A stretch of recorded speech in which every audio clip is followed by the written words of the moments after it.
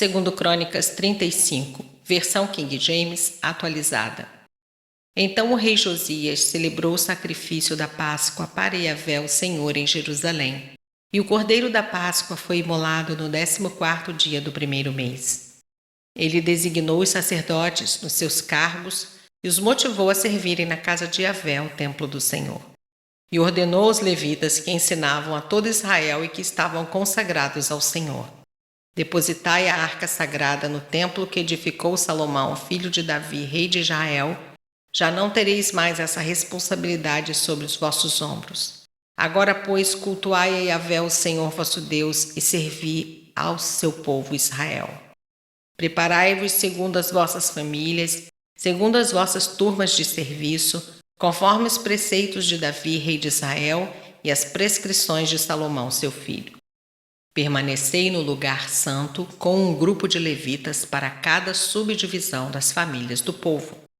Imolai a Páscoa, santificai-vos e ficai à disposição de vossos irmãos, agindo de acordo com a palavra de Yahvé, o Senhor, transmitida por Moisés.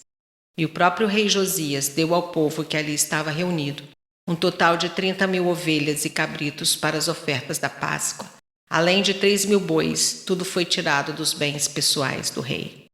Seus chefes e oficiais também fizeram ofertas voluntárias ao povo, aos sacerdotes e aos levitas. Ilquias, Zacarias e Jeiel, chefes do templo de Deus, deram aos sacerdotes para os sacrifícios da Páscoa 2.600 cordeiros e cabritos e 300 novilhos.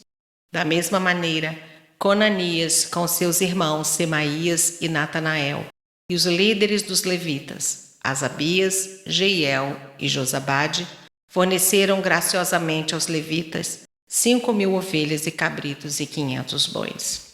Todo o grande serviço religioso foi organizado e os sacerdotes assumiram de bom grado suas funções com o auxílio dos levitas em seus turnos, tudo conforme o rei orientara. Então sacrificaram os cordeiros da Páscoa e os sacerdotes aspergiram o sangue que recebiam das mãos dos levitas, que também retiravam a pele dos animais. Eles separavam os sacrifícios para os distribuírem ao povo, conforme os grupos das famílias do povo, a fim de que elas os oferecessem a Yahvé, o Senhor, segundo está escrito no livro de Moisés, e fizeram o mesmo com os novilhos.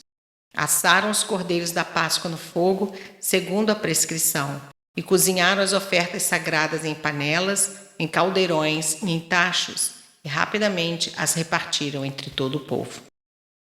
Depois, prepararam o que era necessário para si e para os sacerdotes, porquanto os sacerdotes, descendentes de Arão, se ocuparam até o pôr do sol em oferecer os sacrifícios e a gordura. Por isso os levitas prepararam a parte deles e a dos sacerdotes, descendentes de Arão. Os músicos e cantores, descendentes de Asaf, estavam em suas posições, segundo o mandado de Davi, de Asaf, e de Remã, e de Gedutum, vidente do rei, como também os porteiros a cada porta, não necessitaram de se desviar do seu ministério, porquanto seus irmãos os levitas preparavam tudo quanto precisavam. Deste modo, portanto, se estabeleceu todo o serviço de Yahvé naquele dia, para celebrar a Páscoa e oferecer holocaustos sobre o altar do Senhor, de acordo com as orientações do rei Josias. Todos os filhos de Israel que estavam presentes celebraram a Páscoa naquele dia e durante 7 dias participaram da festa dos ázimos, pães sem fermento.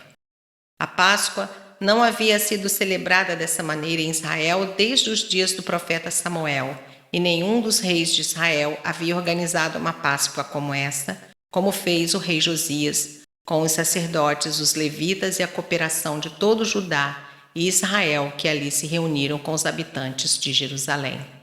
Esta grande celebração da Páscoa foi realizada no 18º ano do reinado de Josias. Passados todos esses acontecimentos, havendo o rei Josias já restaurado o templo, subiu Neco, rei do Egito, para guerrear nos campos de Carquemes, junto ao Eufrates, e Josias marchou para enfrentá-lo. Neco, no entanto, enviou-lhe mensageiros com a seguinte advertência: Que tenho eu contigo, rei de Judá? Não interfiras nesta batalha, porquanto não vou contra ti no dia de hoje, mas contra a casa que me provocou a guerra. E mandou Deus que me apressasse. Portanto, cuida de não te opores tu a Deus, que é comigo, para que ele não te destrua também. Contudo, Josias decidiu não voltar atrás e disfarçou-se para enfrentá-lo na batalha. Josias não quis dar ouvidos ao que Neco lhe comunicara por ordem de Deus e foi combatê-lo na planície de Megido. Durante o embate, flecheiros atingiram o rei Josias, pelo que ordenou aos seus oficiais: tirai-me daqui, porquanto estou gravemente ferido. Seus servos o tiraram do seu carro de combate, levaram-no para um segundo carro e transportaram às pressas para Jerusalém, onde morreu. Ele foi sepultado nos túmulos dos seus antepassados, e todos os habitantes de Judá e de Jerusalém choraram por ele. Jeremias também compôs um poema de lamento em homenagem a Josias, e todos os músicos e cantores até nossos dias falam de Josias em suas composições. Tais obras se tornaram uma tradição em Israel e estão escritas na coletânea de Lamentações. Quanto aos demais atos do rei Josias, suas muitas proezas e ações piedosas, de acordo com o que está escrito na lei de Yahvé, o Senhor, e os acontecimentos do reinado de Josias, tanto dos primeiros como dos últimos eventos, eis que estão todos escritos no livro da história dos reis de Israel e Judá.